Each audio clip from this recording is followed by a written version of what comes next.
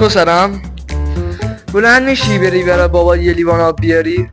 آخه بابا آخه نداره.